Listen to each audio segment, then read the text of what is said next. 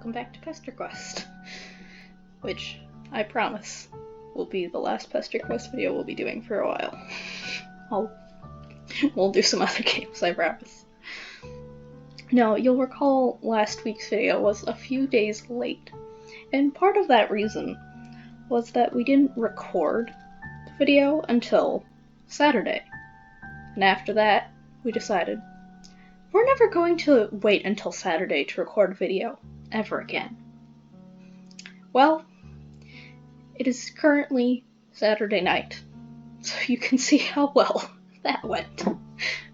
And this has been Complaints with Rosaland. That's right, guess who is playing her very own PesterQuest today?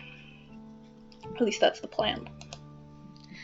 I've been having a bit of technical issues, so we'll see how things go, but hopefully things should be a lot more smoother and go much more quickly and easily than they did last time. And warnings. So, I'm surprised I remembered, but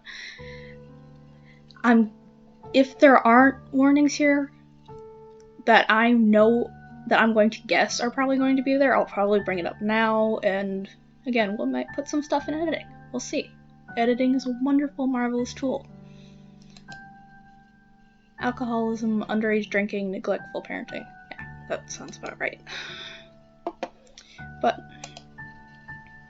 oh, that's not what I wanted. But let's begin. Something beyond the sky. This video probably isn't going to be as long as the last one because that slowed down everything. Our computer, our editing software, our uploading, everything slowed it down, so this may become a two-parter series, in which case you will be getting PesterQuested next week, but after that, we'll be done for a bit. On the advice of your new friend John, you go to visit one of his close comrades. Close only figuratively speaking, since it seems she lives all the way on the other side of the country. That's no problem for you, though, since your new powers let you hop anywhere, anytime, even to places that don't exist. Well, you think your powers let you do that. You just have this distinct metatextual feeling that you could pretty much go anywhere at this point. You know that doesn't make any sense. There's nothing that doesn't make sense about friendship, though, and that's exactly what you're about to do. Friendship, that is. You're about to do some friendship by making a new friend. Good verb usage. Her name is, you check her notes. Your notes. Rose. This is her house, apparently. Looks kind of weird and modern, and it's situated in the middle of the woods for no good reason you can think of. Also, it's pouring rain, which is not what you would describe as ideal friend-making conditions. Still, nothing stops a mailman, not from delivering mail, nor making friends. Rather famously, rain and other similar weather patterns provide no deterrent to the performance of his duty. And there's no duty more important than friendship. Not even mail. Suddenly, a woodland girl approaches. Who goes there? Oh, it's your new friend Rose, obviously. There is literally no one else this could be. Oh, man. I have to say,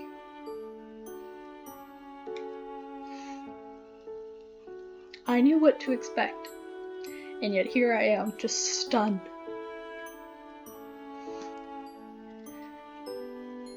You know, nothing can really prepare you for the coming of face-to-face with yourself that is not in a mirror,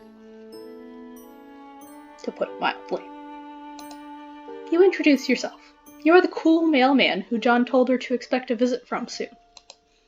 You would doff your mail hat to signal a friendly greeting, except recently you accidentally dropped it into a sewer, along with all your other mail-specific clothes, as well as all the mail you were supposed to deliver, as you explained to her gratuitously in an unconvincing manner.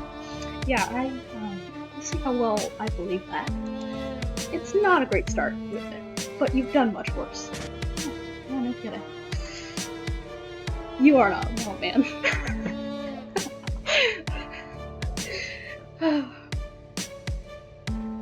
Oh my goodness, this is going to be an interesting Interesting video.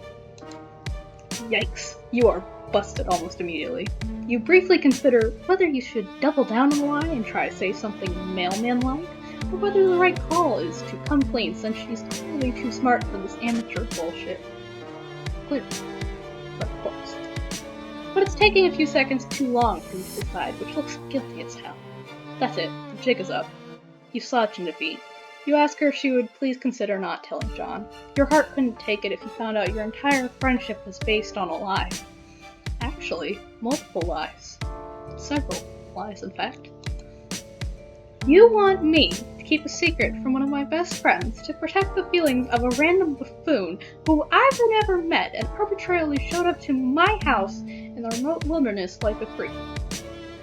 So glad you had some sense, buddy. Thank you, me.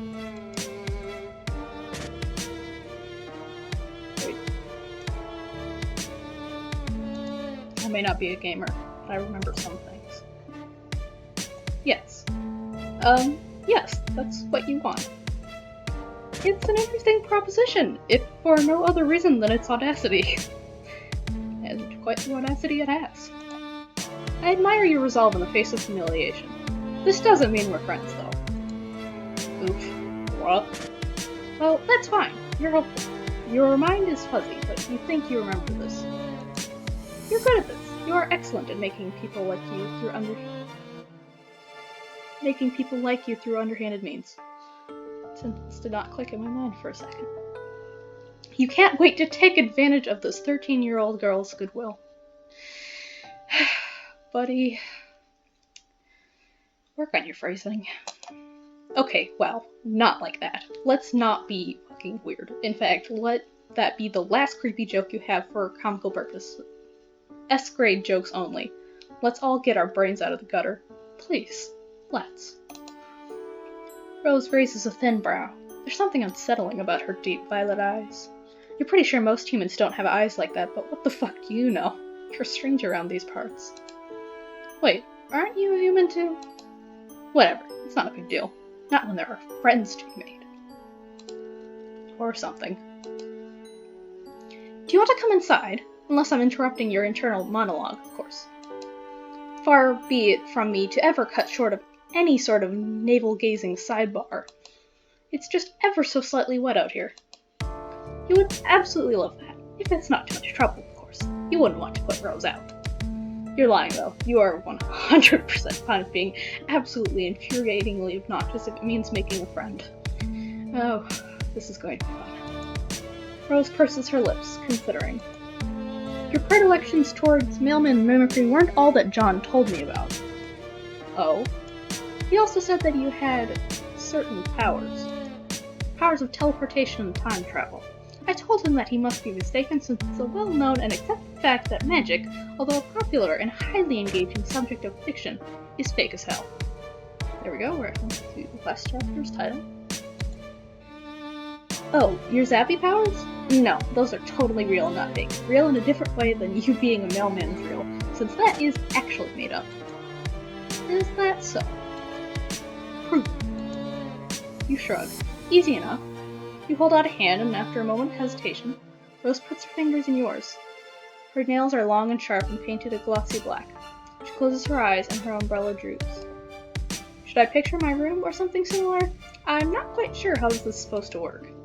She still thinks you're fucking with her. You tell her that you guess she can do that if she wants. You zap the two of you inside the big modern house, and when you open your eyes, you find yourself in a large, messy bedroom. Oh. She drops her umbrella. You really did that. Rose stands in the center of her room in full rain gear. Her boots track muddy prints into the thick white carpet. Surprise! You really are magic. Rose puts a small hand against her perfectly painted black lips. She seems momentarily lost for words, and you get the feeling that this is not a thing that happens very often. Her eyes are wide and deeply purple. They're sparkling, you might even say. Hold on. I'll be right back. Stay here. Don't go out into the hall. It's not safe. You tell Rose to take her time. You're happy to just stand here gripping onto her nice clean floor. She leaves the room and you take the opportunity to examine your surroundings a little more closely. The bed is unmade. Books are strewn over the floor carelessly, and a collection of half-drunk cups of coffee crowd the desk. Half-finished knitting projects lie in soft piles all over the room. In fact, there's a lot of evidence that this room is often occupied with someone with a lot of interest who has trouble settling down and putting her attention to one thing at a time. Called me right out. Man, you were late. Not with interests, but with friends. You can't imagine settling for just one. Rose has a number of posters on her walls, although nowhere as near as many as your friend John. The calendar hangs up beside the window, days ticked off with little X's, all the way up to 4/13, which is circled. You step closer to read the year date up in the corner, 2009. But what the hell do you care about the date? You can make friends any day of the damn week, rain or shine, night or day. Rose sure is taking it well out there. She told you that it wasn't safe in the hall. Maybe she hadn't just been quipping. Maybe she's actually in trouble. What should you do? Well, no matter what.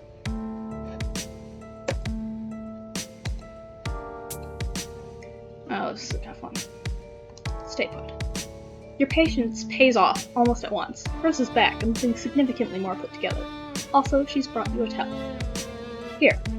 I'm not overly attached to anything in here. It's mostly just childish nonsense I haven't yet bothered to rid myself of. But I'd appreciate it if you tried not to drip on any of the notebooks. She's changed out of her raincoat and boots, and she's dressed in a neat black skirt and white shirt with a purple blob thing with tentacles.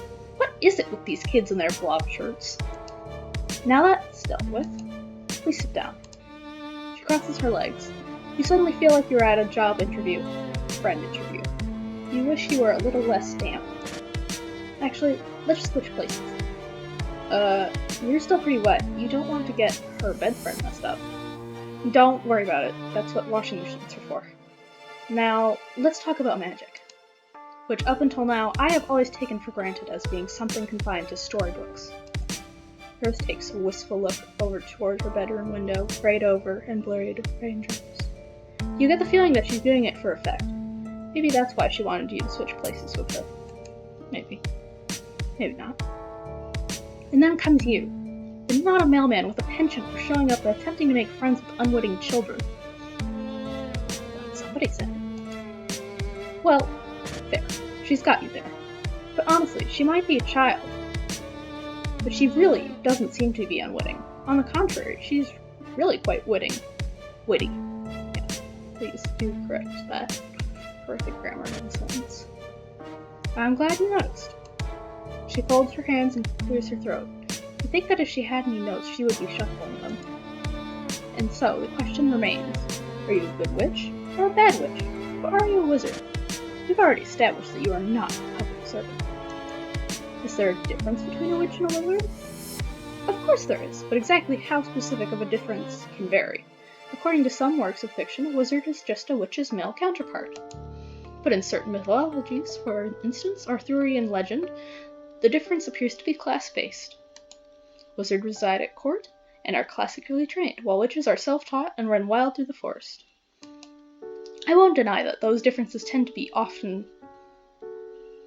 Goodness, what was wrong with me? I won't deny that those differences tend to often be gendered... No, I'm not reading that right at all. One more try here.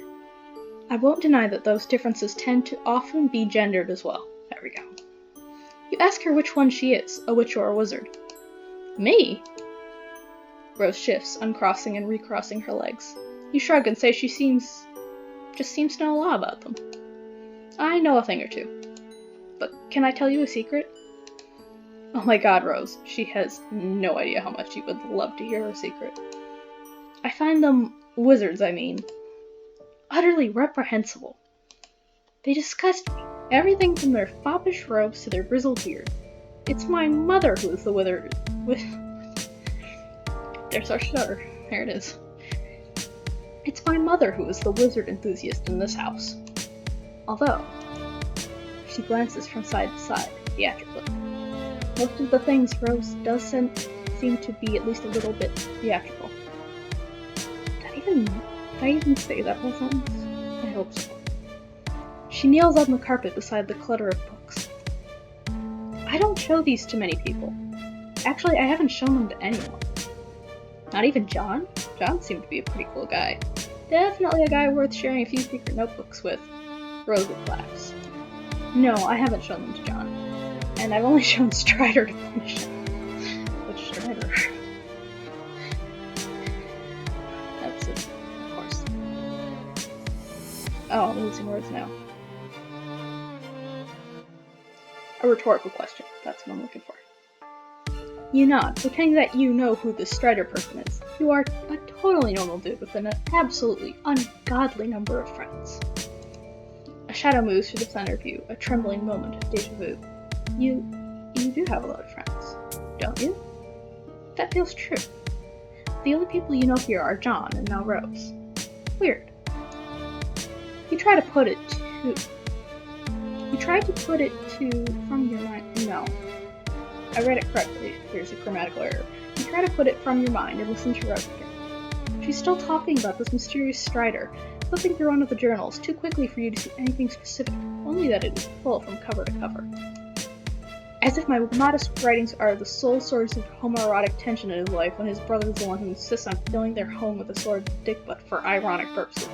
Ah, so Dave. Most definitely, of course. Rose rolled her eyes. Oh boy, you missed the beginning of that. It probably made way more sense than it seemed like. Rose was searching through her notebooks, checking markings on the spine that seemed to be some sort of cataloging system of arcane symbols. Where is... Oh, right. She does something quick and complex with her fingers, and another notebook pops into existence and falls into her lap.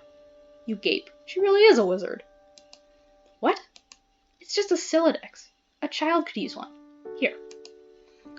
This notebook has a couple drawings in it, but most of it is filled with small, neat handwriting in lavender ink.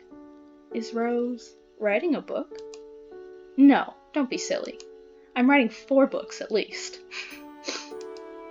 5, depending on whether I decide to flesh out Kella. Oh, why this name? Calmasis. That's not how you put the apostrophe. Calmasis' backstory. It isn't strictly necessary, but it does add a certain amount of valuable character insight, which renders their actions in later volumes more sympathetic. Oh, well. The old Snape and Harry Potter trick. Not that I need all of my anti-heroes to be sympathetic. I'm just thinking of what the literary reviewers would say. Of course. You nod. Smart. You would never have thought of what the literary reviewers would say. She's honestly pretty impressive for someone her age. Why, thank you. I'm actually 1 year older, apparently. Age has nothing to do with it. Also football. But don't get carried away. It's only a rough draft. You ask her if you can take a look. She hesitates, but you doubt she would have shown it to you if she didn't want you to look. What the hell? If you can't trust a strange spiritual imprint you met outside in the rain, who can you trust? Well, I got a point. Right. Your thoughts exactly. Rose hands you the notebook and you open it at random, letting fate guide your hands. Wrigglish bothered his beard, as if unkinking a hitch in a long, silken sock. A more pedestrian audience would parse the exhibit as nervous compulsion, behavior to petition contempt among the reasonable. He was, however, not surrounded by the reasonable, but the wise, a distinction in men that would forever be the difference in history's garland of treasured follies. As a matter of fact, his cadre of fellow wizards were all putting similar moves on their beards as well.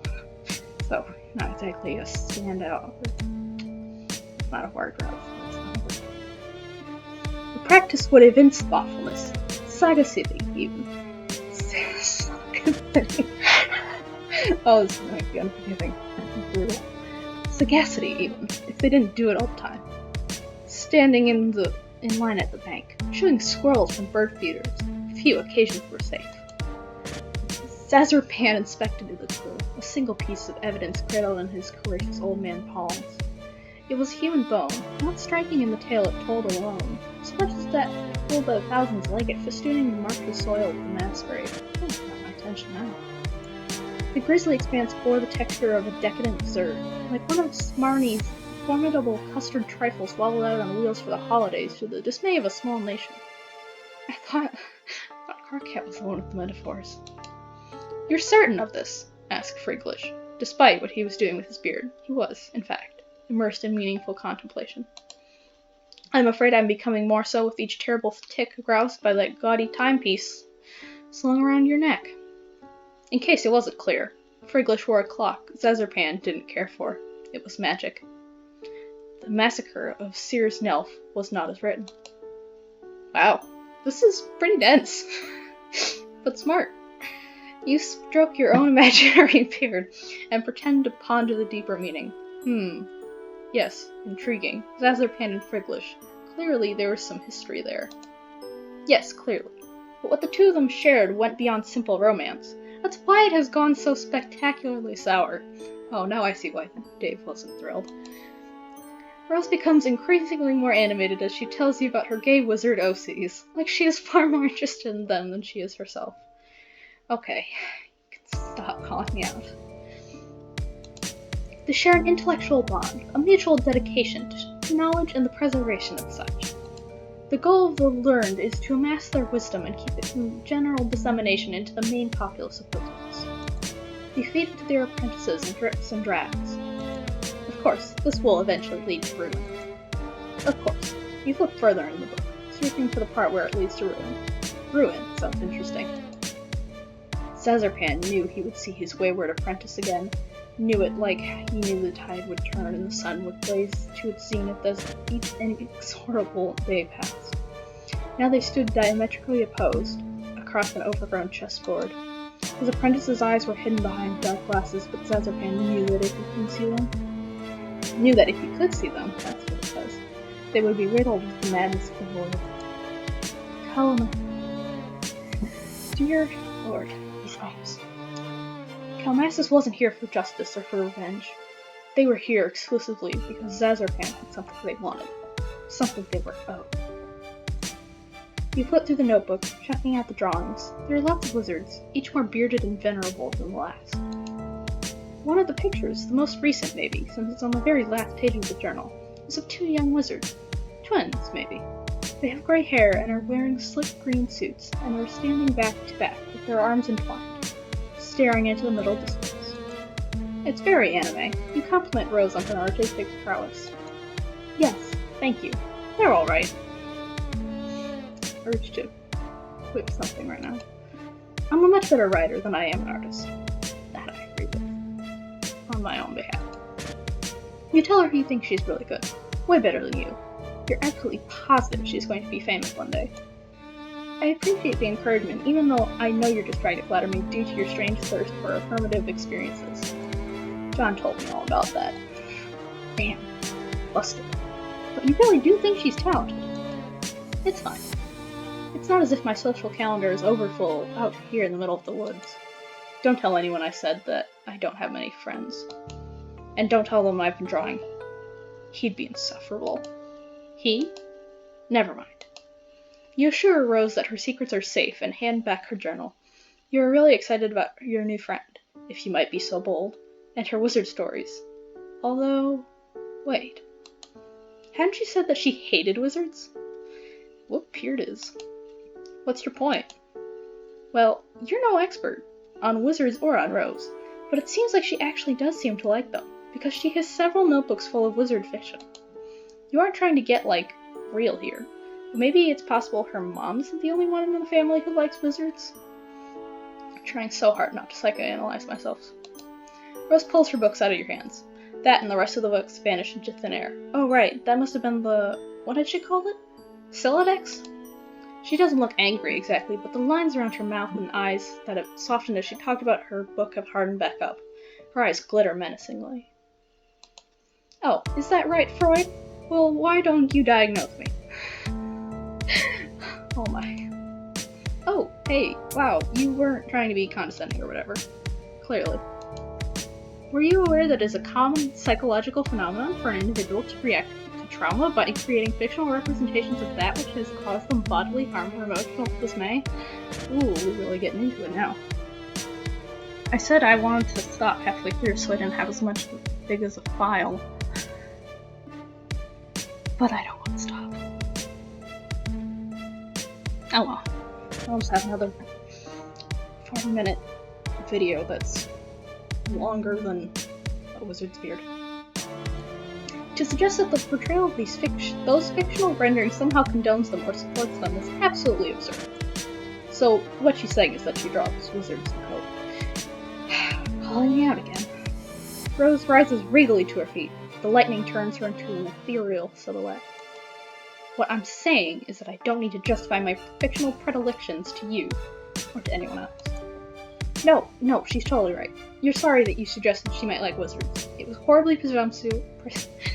Damn, the stutter. It was horribly presumptuous, and not at all the way a friend should act. You're so sorry. You promise it will never happen again. No, I don't suppose it will. It's probably just because Rose's hair is such a pale blonde, but it almost looks like she's glowing in a dim bedroom, like light behaves a little differently around her than it does on everything else. Oh, you know it could be video game graphics. Would you look at that? It appears the rain has lightened up a bit. The rain is hitting the window so loudly you're actually having trouble hearing her. And your point is? You can just zap yourself out to where the weather is drier. Fuck off. Go zap yourself!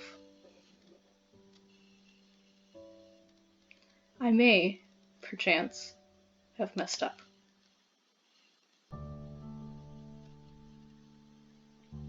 I may, perchance, have messed up. Did it really go that wrong? Alright, well, let's try this again. Go look for her. You are too anxious to sit still, and you aren't the sort of person who just sits there and waits for friend opportunities to fall into their lap.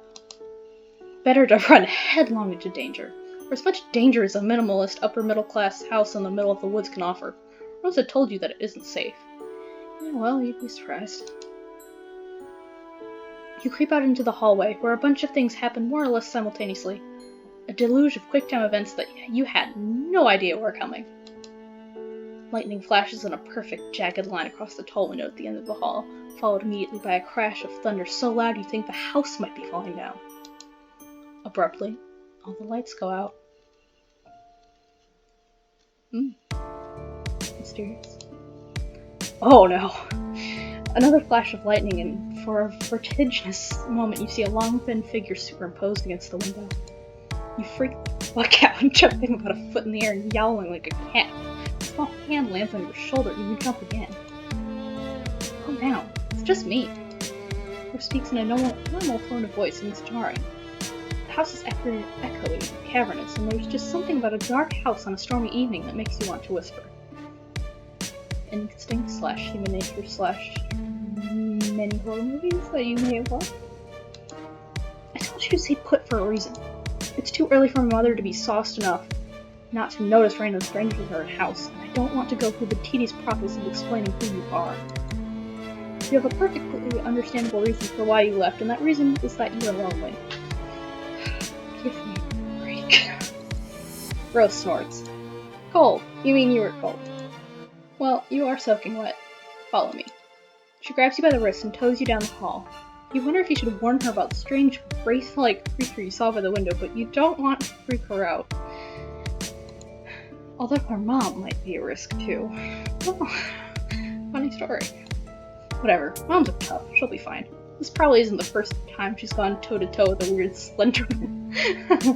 Copyright all rights reserved. This house looks haunted as shit.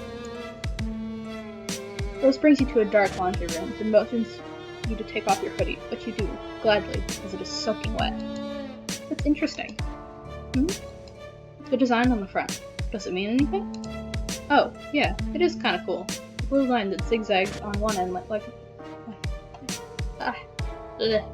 wow.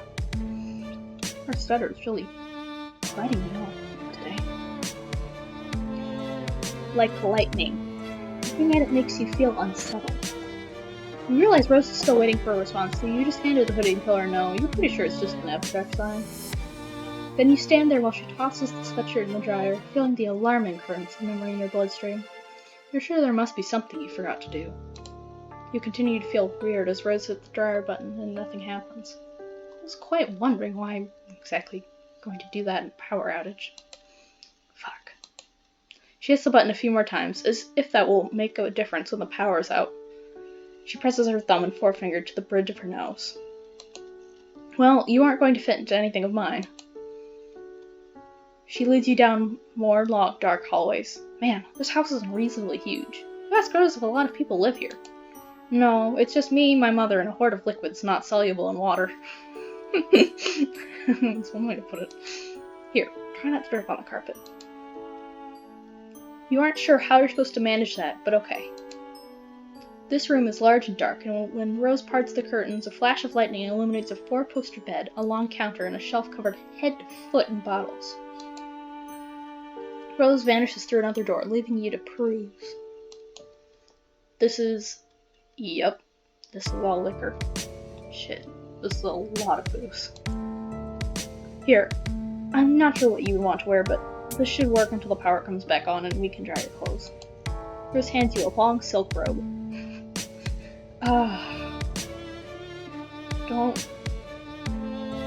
Do not say something weird after this. She won't miss this. I don't think she's ever even worn it. She has this whole closet full of fantastic clothes that she never puts on. You take the robe and go into the large master bedroom. You have wonderful eyes. You can use them to read. Large master bathroom. It's kind of a mess. The tub looks like it hasn't been cleaned in a long time. The robe gives you the same nodded feeling of familiarity that looking at your hoodie did, but you put it on anyway. It's a relief to get out of your wet clothes. You hang them carefully on the shower rod. When you head back... No, it's a terrible idea. Terrible idea. When you head back out into the bedroom, you find Rose standing in front of the wall of liquor. She's holding a bottle of Grey Goose and squinting at the label, like she's trying to read the nutrition facts. Not too much nutrition in that. I've often wondered what, exactly, the merits of consuming this are. It tastes quite literally like burning. She opens the bottle before you can protest that she is in, by no means, the legal drinking age in wherever the fuck you are. She puts the bottle to her mouth and takes a sip. It splutters. Ugh. It's terrible! You could have told her that. Straight vodka isn't for the uninitiated, even fancy vodka. You take the bottle from her.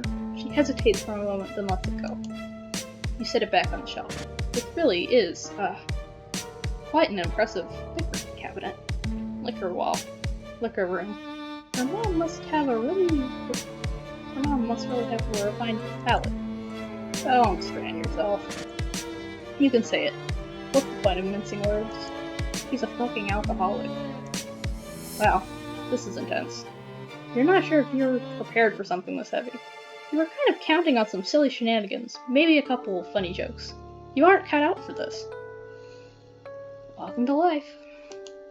You get the feeling that at some point you might have been cut out for this. You might have been the sort of person your friends, or potential friends, could count on. In fact, you know on some level that this is true, but whenever you try to nail down any sort of specifics, you find a gaping lacuna in your experiences. It's all just white noise. Rose's shoulders slump as she stands surveying her mother's bottles. She doesn't even have the decency to hide her distasteful habits.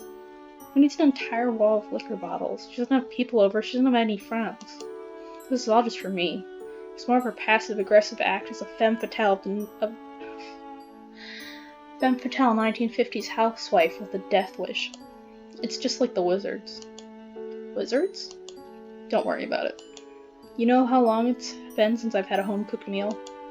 And I'm not saying that I require or even deserve a lovingly crafted culinary masterpiece every time I sit down to eat. That's going a bit far.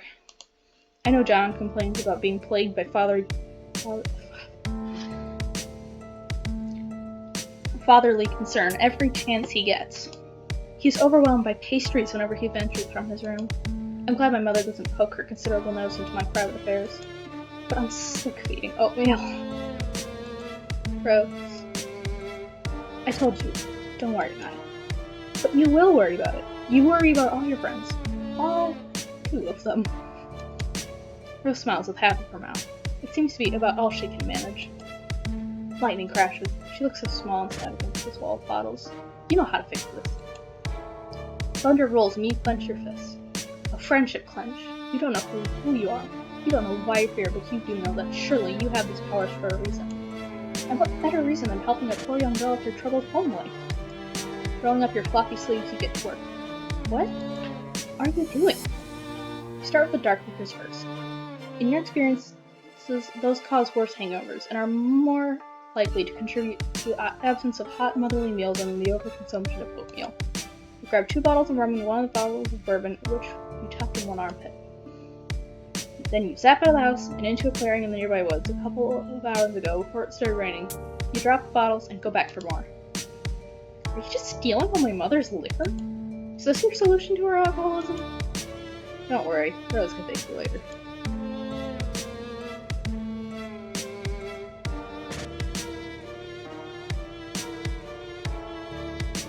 You go for the tequila next, then the vodka. Then you get sick of this organized approach and just start grabbing whatever the fuck and dumping it in the past. Rose watches you do this for a while, then she hops up on the counter, crosses her legs, and starts texting. Wow, she's really so intent on your conversation that she isn't even noticing you fixing her domestic situation. She keeps giving you little fleeting looks, and you're pretty sure she must be talking about you. That's generally how that works, yes. You should just let her talk. It isn't right to try and invade your friend's privacy. You attempt to resist the temptation, which you fail at immediately. Not even an overused meme can save you. You zap behind her onto the counter where you can spy our private correspondence. My oh my. Gigi. Or, well, Jade. I don't know anything about them. I'm sorry. Rose. Sigh. And here's me trying to take advantage of your uncanny ability to make guesses verging on prognostication. I'm recently considering a reevaluation on magic. You don't know who this person is. Maybe you should just... You go back in time to a couple of minutes to when Rose started her conversation. Your past self is busily zapping back and forth, carrying liquor bottles. You hulk her down so you don't see yourself and cause a paradox or whatever the fuck. Only, slightly important. Rose. Out of morbid curiosity to shine a light on my future, I come with metaphorical hat in hand to ask you to consult your dream clouds. Do you happen to know anything about a strange cardboard cutout creature masquerading as a mailman? Are you sleeping? Jade. Sorry, I had to scold back. He's been acting really weird all of a sudden. Anyways, is this the same mailman that John was talking about? The fake one who hung out with him? Rose. That's the one. They are currently emptying my mother's liquor cabinet in an attempt to prevent her from overindulging herself. Jade. Oh, are they drinking it? Rose. No, I think they're just dropping it into the woods with their magic powers. Jade. Oh, Do they know that she could just go out and buy more liquor? That's something you can do where you live, right? Rose. Yes, well, not exactly where we live. I think the nearest boozery is a good 20-minute drive. I'm not actually entirely sure where my mother got it at all. We don't own a car, as far as I know. Sometimes it seems like she just has the ability to make things appear. Jade. I don't know anything about them. I'm sorry. Rose. And here was me, trying to take advantage of your uncanny ability to make guesses verging on prognostication, as I am recently considering a reevaluation on magic. Jade. I'm still pretty sure magic is fake. At least the kinds of magic you're talking about. There's probably some real magic out there somewhere. Rose. Yes. For instance, sir, that lets you spy on your host's private conversation while you are stealing your mother's libations. I knew it. You freeze. With a contrite zap, you reappear in front of Rose. She sets her phone down and props her chin up on a delicate fist. Sorry, you honestly don't know what got into you. You just couldn't resist using your power for evil. Haven't you heard that with great power comes great responsibility? Rose is right. She's totally right. You've only had the power for like a day, so you still aren't used to the idea of just being able to zap all over the narrative. Clearly, you did not appreciate the implications. Zapping all over the narrative sounds potentially stressful. Oh, you bet. You are incredibly stressed right now. Rose laughs. You apologize to her for stealing all her mom's drinks. That was kind of overzealous of you. Just a bit. Rose. No, actually, I thought it was kind of hilarious. Can't read. I thought it was hilarious. I've never really been one for pranks. There's always fallen... Theirs. I really just said theirs. That's always fallen more in John's wheelhouse. But there's nothing wrong in occasionally stepping outside of one's comfort zone. Let's do the vodka next. The two of you working together gets the place cleared out pretty quick. You zap Rose along with you to the bright clearing in the field, and for a moment she just stands in a sunbeam, blinking up at the cloudless sky. Her expression says she still might not be totally convinced any of this is happening. Yeah, well, unusual and unordinary circumstances have that effect on people. When all the liquor has been transferred from the bedroom to the woods, in a big, glittering dragon's hoard of booze, you and Rose fall down next to it in a messy heap. Well, you fall into a messy heap. Rose lowers herself daintily, sitting more on her knees than her butt, probably to keep her skirt from getting dirty. You get the idea that even though she lives in the middle of nowhere, she doesn't spend a ton of time outside. You tell her again that you're sorry you spied on her correspondence with her green friend Gigi. Also, you hope she isn't going to get in trouble with her mom. I'm not unduly concerned. I'll tell her where it all is in a couple of days, although by that time I'm sure at least a good third of it will be water damaged. I'm sure this will have fantastic implications for our relationship and not at all exacerbate the emotional problems underlying her addiction. You laugh awkwardly. Well, now you just kind of feel like an asshole. Rose lies back on the grass and raises a hand to trace the curves of a fluffy white cloud. She closes her eye. Perhaps it's just projection on my part, or wishful thinking. But ever since I met you, I feel like something has changed. Or rather, something has failed to change, if that makes any sense. It's probably nothing. Oh, it's probably something. Her eyes flicker back open, endlessly purple, fixed on the sky, like you can see something beyond it. And once again, you feel that there's something really crucial that you forgot. But at least you've made a new friend. And even if you don't think Rose's brand would ever allow her to call you as such, you're lying in a city clearing next to a pile of alcohol, and honestly, it doesn't get much friendlier than that. Maybe in a college rom-com. Victory! I did it right this time. Hooray! Yeah, I'm not sure. I might cut it out, but I I messed up the first time. I made the wrong choice. And I ended up somewhere I was not supposed to be, and I got the bad ending. So, congratulations me in trying to be better than Terezi. You failed miserably. But yeah, I might cut that out since right now I'm running about the exact same length as last week's video, and I was thinking about splitting it into 2 parts. So, depending on what I decide to do, you will either see a part of this now and a part next week, or you'll see all of it now, and we'll play some other game next week. Or maybe we'll make friendship bracelets. I know that's something Jenna and Julian wanted to do for a video at one point. Make some friendship bracelets. But this was a lot of fun. It was interesting. It was odd. It was unusual. It was not something I ever saw myself doing. But I think I enjoyed it. So, I hope you guys are having a good night, morning, evening, afternoon, whatever time zone you're in when this comes out. It very well may be another couple days before this comes out if I don't figure out how to not have technical issues. But hopefully things run much more smoothly this time. Alright. Have a good one.